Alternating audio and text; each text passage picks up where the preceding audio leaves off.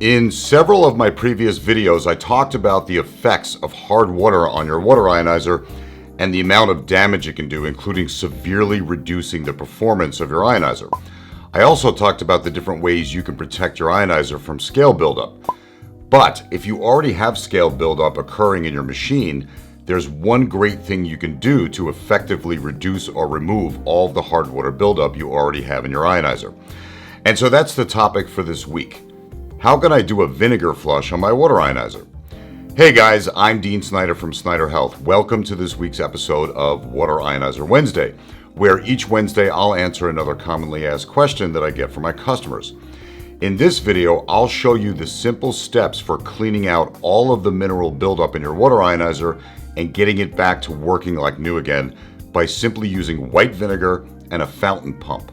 But real quick, before I show you how to do that, I'd like to ask you to go ahead and click that red subscribe button and then also hit that notification bell icon because I have new videos coming out each week, and so this way you never miss an episode in this series. Alright, the first thing I want to do is quickly explain when you'll know it's time to do a vinegar flush on your water ionizer. There are generally 4 signs that your ionizer is experiencing scale buildup, and then you'll know it's time to do a vinegar flush.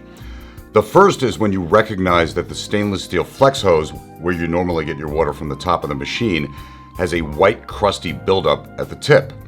The second thing you'll notice is that the water coming out of the ionizer is at a much lower volume than it was before, and changing the filter doesn't solve the problem. The third issue is that your water ionizer is no longer producing very good pH or ORP results when you have it set to the highest setting. So for example, you used to get a top pH of, let's say, 10.5, but now you only seem like you can get a pH of 8 or 8.5 even at the highest setting. And the fourth most obvious telltale sign that it's time to do a vinegar flush on your ionizer is when the volume of water coming from the top spout, meaning the stainless steel flex hose, is considerably reduced while a much larger volume than is normal is coming out of your acidic hose on the bottom of the machine. Sometimes the flow from the top of the water ionizer may stop completely while the entire amount of water coming from the machine is exiting through the acidic waste hose. That is one of the most obvious things that will occur that'll let you know it's time to do a vinegar flush. Alright, let's go into my laundry room and I'll show you how to do that. Alright, so I know that I said I was going to do this in my laundry room, but there wasn't enough room in there, so now I'm just going to do it on my kitchen table.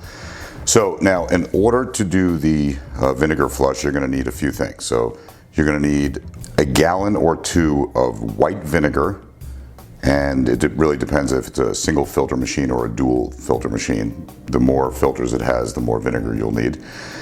You'll need a deep bowl that you're going to pour the vinegar into. You're going to need a fountain pump.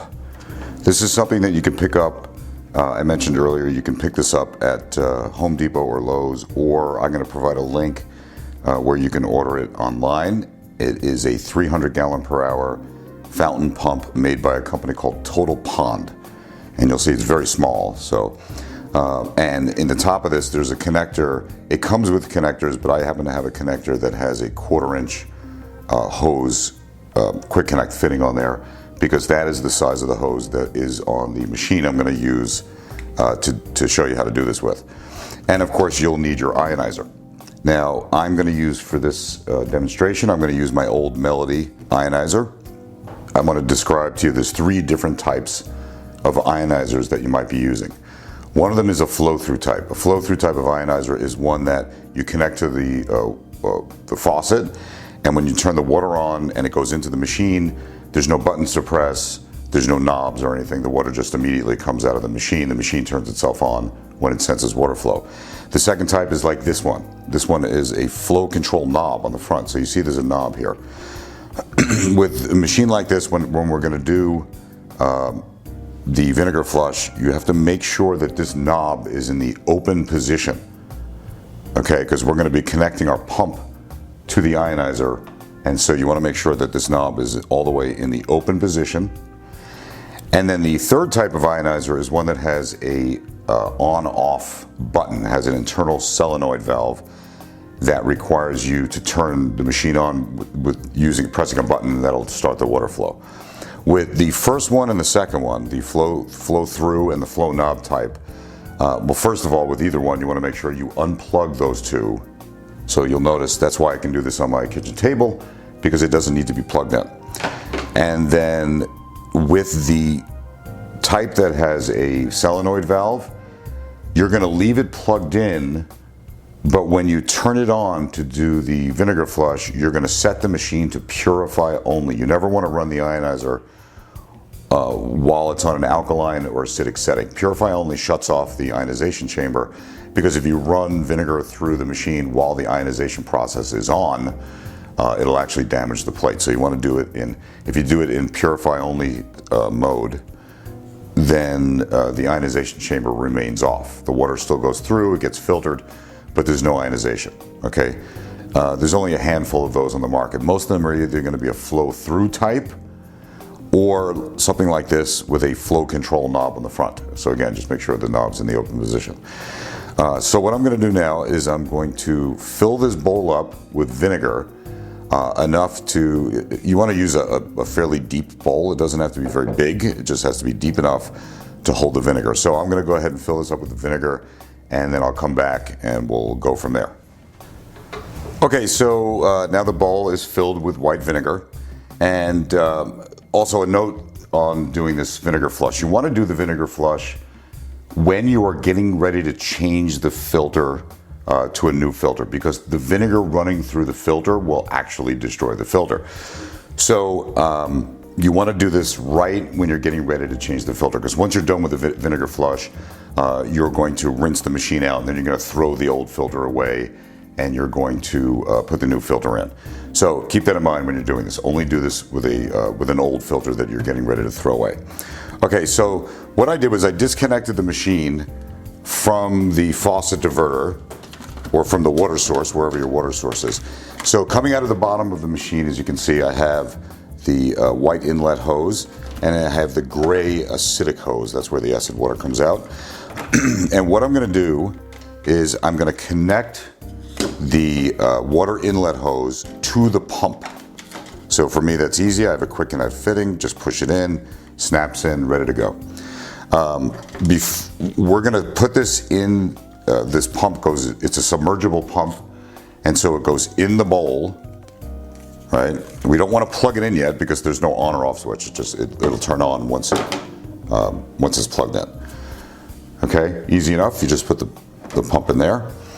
And now what you want to do is, the object here is to point the stainless steel hose on the top of the machine, and you want to point it back towards the bowl, and you want to do the same for the acid water hose.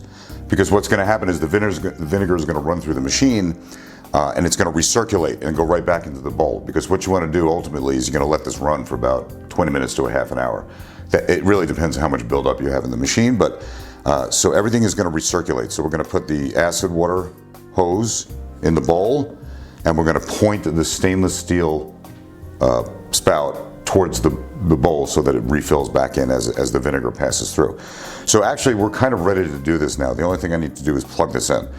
Once I plug it in, the vinegar is going to start, the pump is going to pump vinegar through the ionizer. So really the pump is just taking the place of, let's say, your faucet. So it's going to pump the vinegar through. So let's go ahead and plug this in, and that should start the pump right up. All right. Okay. So remember, you want to have enough vinegar in there. A lot of it's going to end up inside the machine, inside the filter. So you need to have enough to keep the pump submerged, but also to fill the ionizer with vinegar. So that's why it usually takes a gallon or two, depending on the size of your machine. So the pump is actually on right now, and it's going to take a while to fill the filter and fill the inside of the machine.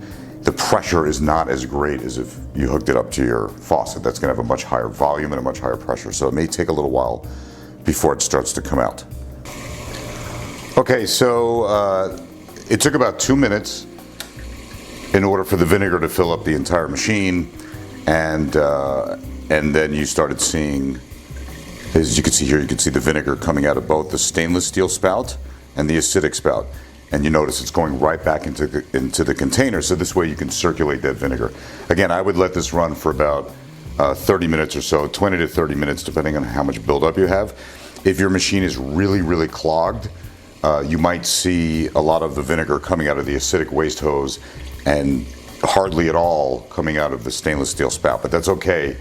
Eventually it'll either come out or it'll definitely get rid of the calcium that's built up inside the ionization chamber that will free up the stainless steel spout. Because remember, when you have too much scale buildup inside the ionizer, it's very hard to get water through the machine, and so certainly vinegar is going to have an effect of breaking that down, and eventually will free up the tubing inside. Again, let this run for about 30 minutes, and you'll see I have plenty of vinegar in the bowl, and hopefully you guys can see the water coming out, the vinegar coming out of the stainless steel spout and the acidic spout. And that's it. And you notice I'm doing this on my kitchen table. The only thing is, when you're using that much vinegar on your kitchen table, your house is going to smell like a salad. This will really do the trick, right? So now what we're going to do is, once we're done with this, we're going to disconnect the pump. We're going to shut the pump off, disconnect it. We're going to take our ionizer, bring it back to the kitchen sink, and we're going to hook the water inlet hose back up to the faucet diverter, and then you should run water through it for about 3 or 4 minutes. This will clear out all the vinegar from the inside of the machine. And then once you feel like you've sufficiently cleaned out the inside of the machine, that there's no more vinegar, you can go ahead and take the old filter out that you just used for the vinegar flush and put your new filter in, and then of course flush your new filter first. And that's it. This is the entire vinegar flush. Very simple to do. The pump costs about between $20 and $40. Vinegar is a couple of bucks, and you can really have a good effect on your ionizer and get it working like new again. Alright guys, hopefully you found the instructions in this video easy enough to follow. I'll post a link in the description area below to where you can print a copy of the exact procedure I described in this video. This way you can have a written copy available while you're doing it. Also in the description area, I'll post a link to where you can get the same fountain pump that I used in this video. Remember, if you're unsure of any part of these instructions, or if you have any questions at all, just hit me up in the comment section and I'll do my best to help you out. And if you think your machine is damaged beyond repair, or if your ionizer is just really old and you think you might want to get a new one, I'll post links where you can save 20% on a brand new Alcaviva H2 series water ionizer. Don't forget to check out my previous video on how to protect your ionizer from hard water damage. And if you haven't done it already, you can subscribe to the channel by clicking on this big round button right here, and you can watch other videos in the Water Ionizer Wednesday video series by clicking on either one of those right over there. Until next week, take good care of your water ionizer, and it will take good care of you. See you next time.